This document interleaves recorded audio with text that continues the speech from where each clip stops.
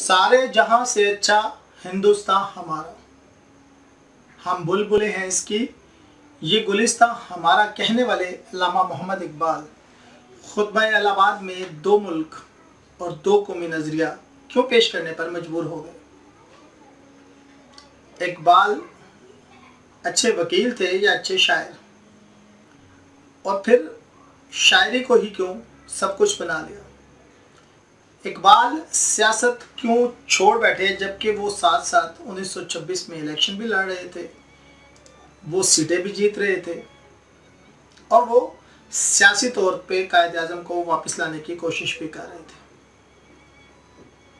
اپنی بیوی کی وفات کے بعد بیٹی کو لے کر انگلینڈ میں پناہ گزیر ہو جانے والے قائد اعظم کو واپس مجبور کرنے والے صرف اور صرف ڈاکٹر محمد علامہ اقبال تھے، نہیں تو قائد اعظم سیاست کو خیر بات کہہ کے جا چکے تھے۔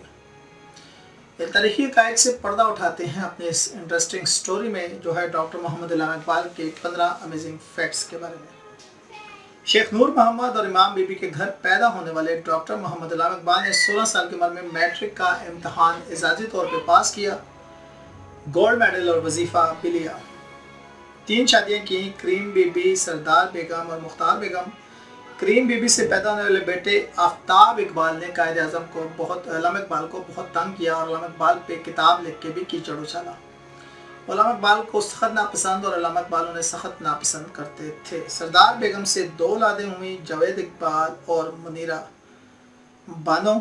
اور جاوید اقبال صاحب جو ہیں ان کی وجہ شہرت تو آپ جانتے ہیں، بہت سے اچھے جج کے عہدوں پہ ہو رہے ہیں، لاہور ہائی کورٹ میں بھی، سپریم کورٹ میں بھی انہوں نے اپنے والد صاحب پہ انہوں نے کتابیں بھی لکھی ہیں، ان کی سوانح عمری پہ بھی لکھی ہیں، سوانح حیات پہ بھی۔ اور علامہ اقبال جو 1910 سے اپنی ذاتی ڈائری لکھتے تھے، بعد میں اس کو 1960 میں انہوں نے چھپوایا بھی ہے۔ 2 بندے علامہ اقبال کی زندگی میں بہت اہمیت رکھتے تھے، ایک تھے علی بخش جو کہ ان کے ذاتی ملازم تھے، اور آنٹی ڈورس سردار بیگم کے مرنے کے بعد یہ بچوں کو دیکھتی تھی، اور جب علامہ اقبال اس دنیا سے گئے تو منیرہ بانو جو ان کی بیٹی تھی وہ صرف 9 سال کی تھی، اور بعد میں آنٹی ڈورس نے ان کو سنبھالا۔ 1905 میں قائد اعظم کی طرح علامہ اقبال بھی ہندوستان اور پاکستان کو ایک سمجھا کرتے تھے، اور انہوں نے یہ قومی ترانہ، جسے ترانہ ہندی بھی کہتے ہیں، سارے جہاں سے اچھا ہندوستان ہمارا، لکھا تھا۔ علامہ اقبال کو یہ بھی دسترس حاصل ہے، یہ وہ واحد شخصیت ہیں جو اسپین سے مسلمانوں کے نکالے جانے کے بعد مسجد کرتبہ کی جو جامع مسجد تھی میں نماز پڑھنے کی سعادت ملی۔ 1922 میں کنگ نے آپ کو سر کا خطاب دیا، اور یہ خطاب اس وقت بہت خاص شخصیات کو دیا جاتا تھا۔ 1926 میں آپ نے الیکشن لڑا، گڑی شاہو اور مغل پورہ کا جو علاقہ کہلاتا ہے آج، یہاں سے آپ نے الیکشن لڑا اور آپ نے جیتا۔ آپ کو بیسیکلی مولانا روم کو اپنا آپ روحانی استاد کہا کرتے تھے، اور ترکی نے کورنیا میں جا کے مولانا روم کا مقبرہ ہے، وہاں پہ آپ کی علامتی قبر بھی بنائی ہے، اور اس کے اوپر آپ کی date of birth, date of death اور بہت سے اشعار بھی لکھے ہیں، اور آپ کو وہاں پر بہت اعلیٰ سمجھا جاتا ہے۔ اس کے بعد جرمنی میں بھی آپ کے نام سے ایک سڑک منظور ہے۔ جاوید اقبال صاحب نے زندہ دور کے نام سے آپ پہ کتاب لکھی ہے۔ آپ نے اپنی زندگی میں 50 سے زیادہ کتابیں لکھی ہیں۔ ستار آپ بہت اچھا بناتے تھے۔ 1919 میں ٹیپو سلطان کے مقبرے پہ جا کے آپ نے مراقبہ کیا، بہت سے مراقبے کرتے تھے، اور بہت سی شخصیات سے آپ کی ملاقات ہیں۔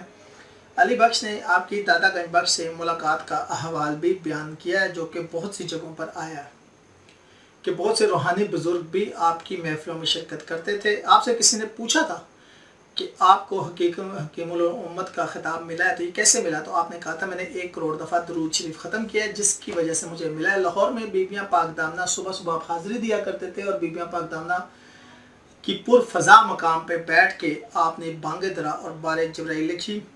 آپ کی مشہور شکوہ اور جواب شکوہ جو ہے وہ بیبیاں پاک دامنہ کے مزار پہ لکھی گئی تھیں۔